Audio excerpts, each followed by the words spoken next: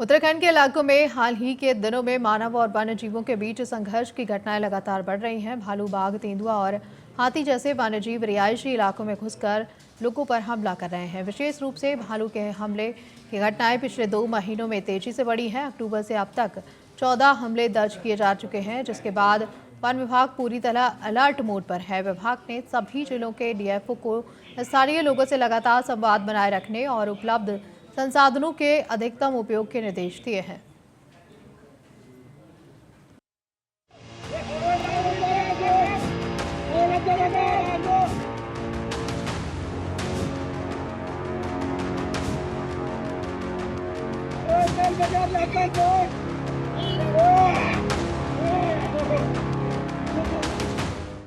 उत्तराखंड के पहाड़ी जिलों में मानव और वन्य जीवों के बीच संघर्ष के मामले इस समय सबसे बड़ी चुनौती बने हुए हैं।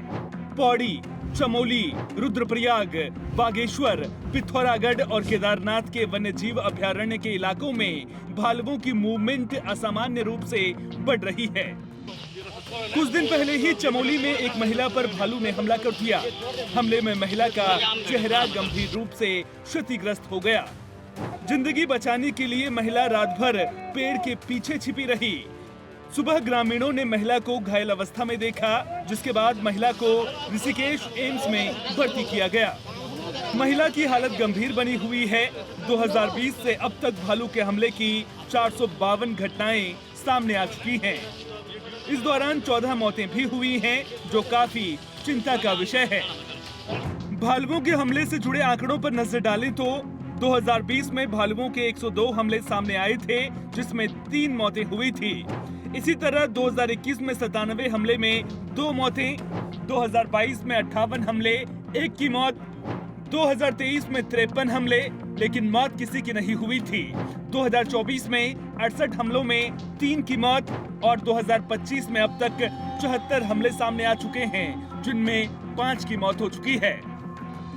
वहीं मानव और वन्य जीवों के बीच संघर्ष को कम करने के लिए विभाग लगातार प्रयास कर रहा है।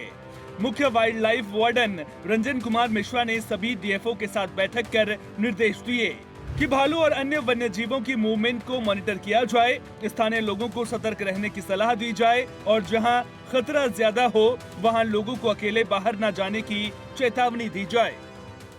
कांस्टेंट पेट्रोलिंग उस एरिया में हो जिस एरिया में जैसे लोगों ने बताते हैं कि वहाँ पर कोई मूवमेंट हो। दूसरा होता है कि हमारा डीएफओ इमीडिएटली उस जगह पे पहुँचे जहाँ पर कोई घटना हो जाता है, जैसे किसी का आकस्मिक मृत्यु हो गया इस ह्यूमन वाइल्ड लाइफ कॉन्फ्लिक्ट में।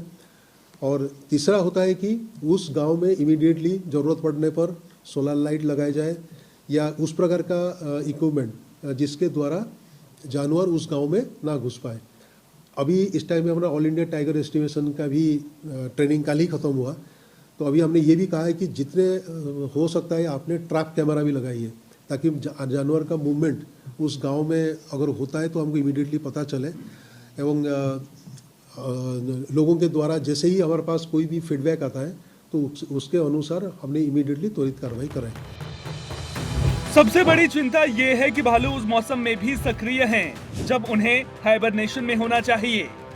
इसके अलावा हल्द्वानी जैसे तराई क्षेत्रों में भी भालू की मौजूदगी पिछले 5 सालों में देखी गई है, जो वन्य जीवों के व्यवहार में बदलाव का संकेत है।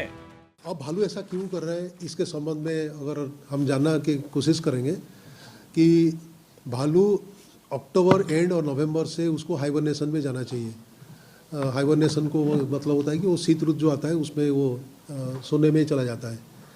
तो उसके पहले वो अपने आप को तैयारी करता है कि 2 महीना 1.5 महीना हाइबरनेशन में जाने के लिए, और इसको काफ़ी ज़्यादा मात्रा में खाने का ज़रूरत है और बर्फ़ का भी ज़रूरत है, ताकि वो एक जगह पे जाके अपना आशियाना देख के वो चुपचाप रह जाए। लेकिन प्रॉब्लम ये हो रहा है, देखने में आ रहा है, मैंने भी काफ़ी साइंटिस्ट लोगों से बात किया था। एक तो होता है कि आप सब जानते हैं कि बर्फ़ इस बार भी बहुत कम है, पिछले बार भी था, और दूसरा है कि इसका खाने में की कमी, और तीसरा अभी जो बारिश भयंकर हुआ था उसमें उसका गुफा या छुपने का स्थान भी क्षतिग्रस्त हुआ है। तो इसकी वजह से वो काफ़ी डिस्टर्ब्ड है, आसपास घूम रहा है। मानव और वन्यजीव संघर्ष को देखते हुए अब मुख्य वाइल्ड लाइफ वार्डन ने आश्वासन दिया है कि संघर्ष को कम करने के लिए जरूरत पड़ने पर तत्काल आदेश जारी किए जाएंगे, जिससे मानव और वन्यजीव संघर्ष कम से कम हो सके और लोग सुरक्षित रह सकें।